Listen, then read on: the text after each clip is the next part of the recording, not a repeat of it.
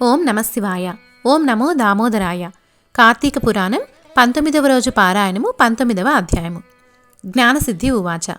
వేదవేత్తల చేత వేద విద్యునిగాను వేదాంత స్థితునిగాను రహస్యమైన వానిగాను అద్వితీయునిగాను కీర్తించబడేవాడా, సూర్యచంద్ర శివ బ్రహ్మాదుల చేత మహారాజాది రాజుల చేత స్తుతింపబడే రమణీయ పాదపద్మాలు కలవాడా, నీకు నమస్కారం.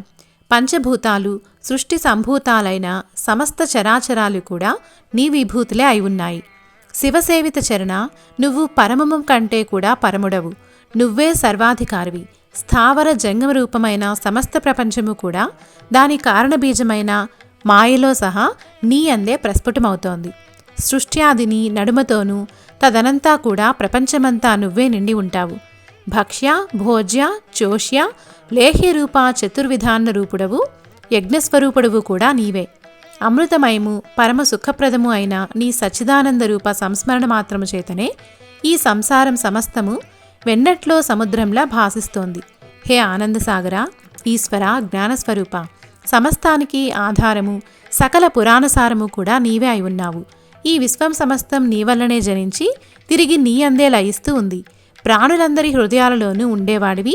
ఆత్మవాచ్యుడవు, అఖిల వంద్యుడవు, మనోవా గగోచరుడువు అయిన నువ్వు కేవల మాంసమయములైన భౌతిక నేత్రాలకు కనిపించవు గదా. తండ్రి, ఓ కృష్ణ, ఈశ్వర, నారాయణ, నీకు నమస్కారం. నీ ఈ దర్శన ఫలంతో నన్ను ధన్యుడిని చెయ్యి. దయామతివై నన్ను నిత్యము పరిపాలించు. జగదేక పూజ్యుడవైన నీకు మ్రొక్కడం వలన నా జన్మకు సాఫల్యాన్ని అనుగ్రహించు. దాతవు, నేతవు, కృపాసముద్రుడవు అయిన నీవు సంసార సాగరంలో సంకటాల పాలవుతున్న నన్ను సముద్ధరించు. హే శుద్ధచరిత, ముకుంద, త్రిలోకనాథ, త్రిలోకవాసి, అనంత, ఆదికారణ, పరమాత్మ, పరమహంసపతి, పూర్ణాత్మ, గుణాతీత, గురవే, దయామయ, విష్ణో, నీకు నమస్కారం. నిత్యానంద సుధాబ్దివాసి, స్వరగాపవర్గప్రద, అభేద, తేజోమయ, సాధుహృత్ పద్మస్థిత, ఆత్మారామ, దేవదేవేశ, గోవింద, నీకిదే నమస్కారం.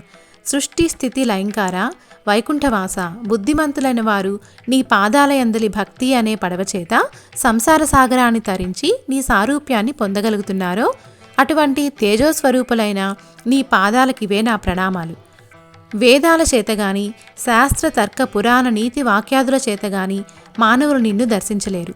నీ పాదసేవ భక్తి అనే అంజనాలను దర్శించగలిగిన వాళ్ళు మాత్రమే నీ రూపాన్ని భావించగలిగి ఆత్మస్వరూపినిగా గుర్తించి తరించగలుగుతున్నారు. ప్రహ్లాద, ధ్రువ, మార్కండేయ, విభీషణ, ఉద్ధవ, గజేంద్రాది భక్తకోటులను రక్షించిన నీ నామస్మరణ మాత్రం చేతనే సమస్త పాపాలు నశించిపోతున్నాయి.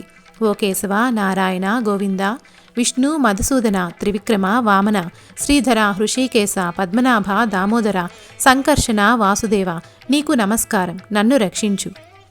ఈ విధంగా తెరిపిలేని పారవస్యంతో తనను స్తుతిస్తున్న జ్ఞానసిద్ధుణ్ణి చిరునవ్వుతో చూస్తూ, జ్ఞానసిద్ధ, నీ స్తోత్రానికి నేను సంతోషభరితుడినయ్యాను. ఏం వరం కావాలో కోరుకో అన్నాడు విష్ణుమూర్తి. హే జగన్నాథ, నీకు నా యందు అనుగ్రహమే ఉన్నట్లయితే నాకు సాలోక్యాన్ని ప్రసాదించు, అంటే వైకుంఠాన్ని ప్రసాదించు అని కోరాడు జ్ఞానసిద్ధుడు. తథాస్తు అని దీవించి తార్క్ష్యవాహనుడు అయిన శ్రీహరి ఇలా చెప్పసాగాడు. జ్ఞానసిద్ధ, నీ కోరిక నెరవేరుతుంది. కానీ అత్యంత దురాత్మలతో నిండిపోయిన ఈ నరలోకంలో మహాపాపాత్మలు సైతం సులువుగా తరించే సూత్రాన్ని చెబుతున్నాను విను. సత్పురుష, నేను ప్రతి ఆషాఢశుద్ధ ద్వాదశి నాడు మేల్కొంటాను. నాకు నిద్రాసుఖాన్ని ఇచ్చే ఈ 4 నెలలు ఎవరైతే సద్వ్రతాలను ఆచరిస్తారో వారు విగత పాపులై నా సాన్నిధ్యాన్ని పొందుతారు. విఘ్నులు, వైష్ణవులు అయిన నీవు, నీ సహవ్రతులు కూడా నేను చెప్పిన చాతుర్మాస్య వ్రతాన్ని పాటించండి. ఎవరైతే ఈ చాతుర్మాస్య వ్రతాచరణ చేయరో వాళ్ళు బ్రహ్మహత్యా పాతక ఫలాన్ని పొందుతారని తెలుసుకోండి. నిజానికి నాకు నిద్ర, మెలకువ, కళ అనే అవస్థాత్రయం ఏదీ కూడా లేదు.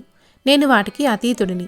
అయినా నా భక్తులను పరీక్షించడానికే నేను అలా నిద్రామిషతో జగన్నాటకాన్ని రచిస్తూ ఉంటానని గుర్తించు. చాతుర్మాస్యాన్నే కాకుండా నీవు నాపై చేసిన స్తోత్రాన్ని త్రికాలాలా పఠించే వాళ్ళు కూడా తరిస్తారు. వీటిని లోకంలో ప్రచారం చేసి లోకోపకారానికి నడుం కట్టు. ఈ విధంగా చెప్పి ఆదినారాయణుడు లక్ష్మీ సమేతుడై ఆషాఢ శుక్ల దశమి నాడు పాలసముద్రాన్ని చేరి శేషతల్పంపై శయనించాడు. అంగిరస ఉవాచ, ఓయి, నీవు అడిగిన చాతుర్మాస్య వ్రతమహిమ ఇదే. దురాత్ములైన పాపులైనా సరే హరిహరాయనులై ఈ చాతుర్మాస్య వ్రతాచరణ చేసే బ్రాహ్మణ, వైశ్య, క్షత్రియ, శూద్ర, స్త్రీ జాతుల వారందరూ కూడా తరించి తీరుతారు. ఈ వ్రతాన్ని చేయని వాళ్ళు గోత్ర హత్యాఫలాన్ని, 1,000,000 జన్మలు సురాపానం చేసిన పాపాన్ని పొందుతారు.